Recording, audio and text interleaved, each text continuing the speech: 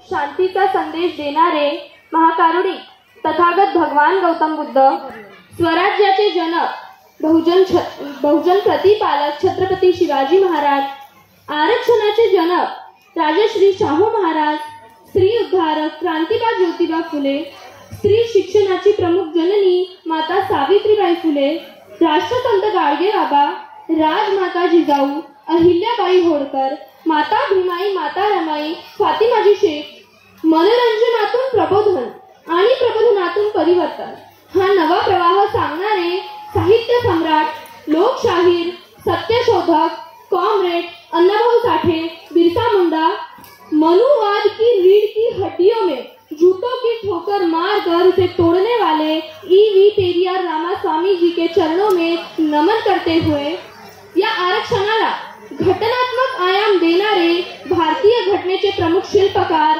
बोधिसत्व, युग प्रवर्तक, क्रांती सूर्य, प्रज्ञा सूर्य, समता, स्वतंत्र बंधुत्व आणि यांचे पुरस्कर्ते, a father of constitutional India, symbol of knowledge, दलितांचेच नव्हे तर बहुजनांचे कैवारी विश्वरत्न डॉक्टर बाबासाहेब आंबेडकर तथा भीमराव रामजी आंबेडकर या सर्व महापुरुषांची पायाची धूळ नतमस्तकी लावून त्यांना कोटी कोटी अभिवादन करते.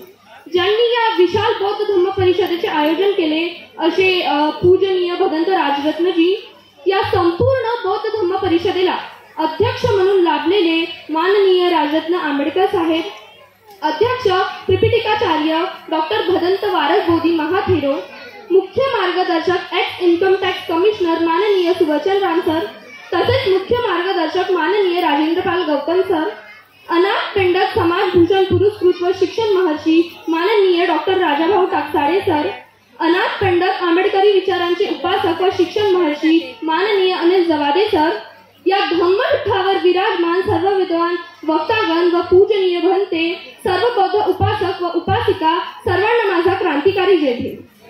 झुंजार या मराठी मातीत भीम आहे, बेभान वादळाच्या साथीत भीम आहे. झुंजार या मराठी मातीत भीम आहे, बेभान वादळाच्या साथीत भीम आहे.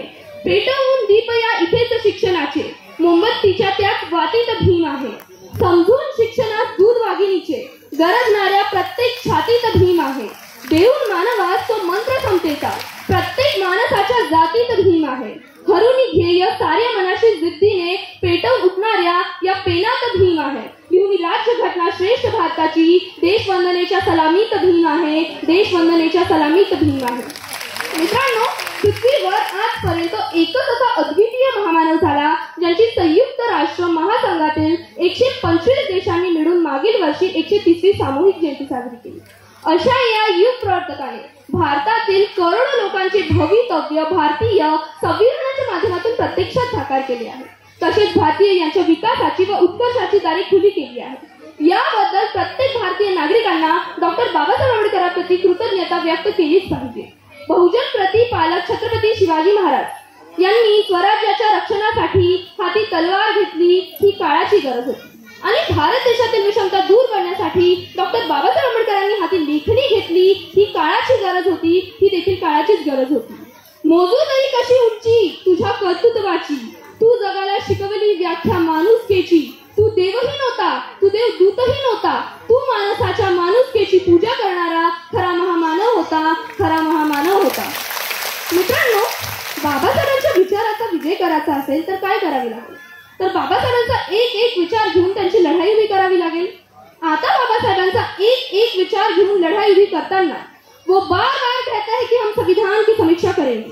वो बार बार कहते हैं कि हम संविधान का रिन्यू कराना चाहते हैं, लेकिन हम उसे एक सवाल नहीं पूछ रहे हैं कि भैया आप संविधान की समीक्षा तो जरूर कीजिए, लेकिन उससे पहले संविधान का इम्प्लीमेंटेशन कितना हुआ इसकी भी तो समीक्षा कीजिए.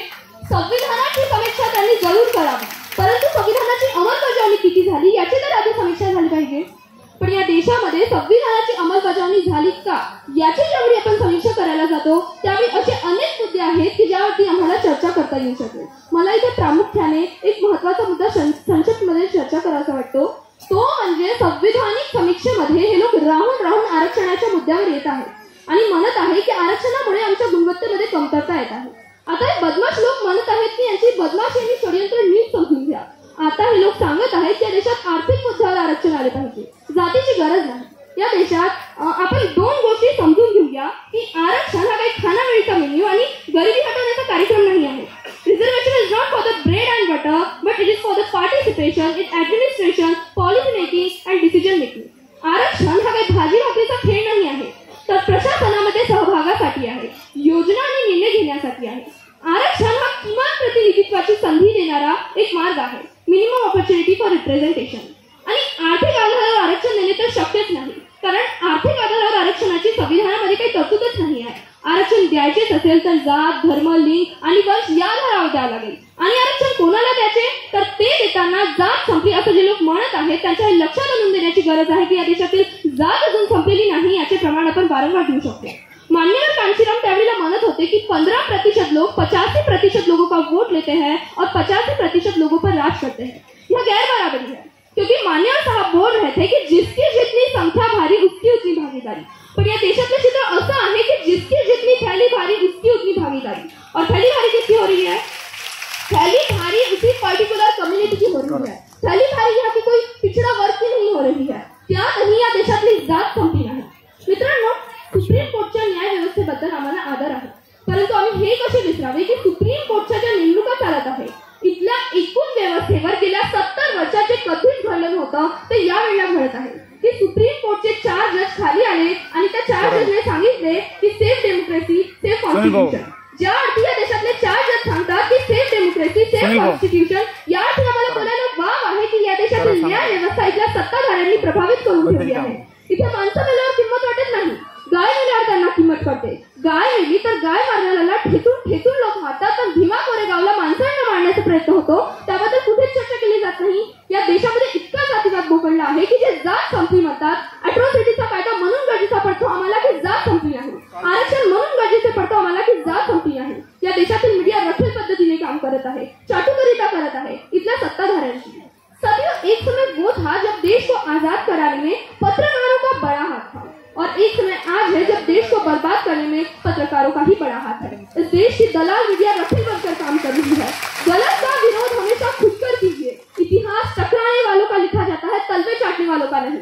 आज हम एक ऐसे देश में रह रहे हैं जहाँ डॉक्टर हेल्थ बर्बाद कर रहे हैं, वकील जज न्याय बर्बाद कर रहे हैं, यूनिवर्सिटी ज्ञान बर्बाद कर रही है, धर्म नैतिकता बर्बाद कर रहा है, अर्थव्यवस्था बर्बाद कर रहे हैं. और आज इस देश का प्रधान सेवक जो कि अपने आप को चौकीदार कहता है, जिसने कहा था मैं देश नहीं जीतने दूंगा, मैं देश नहीं बिकने दूंगा, वो आज खुद देश बेचने जा रहा है.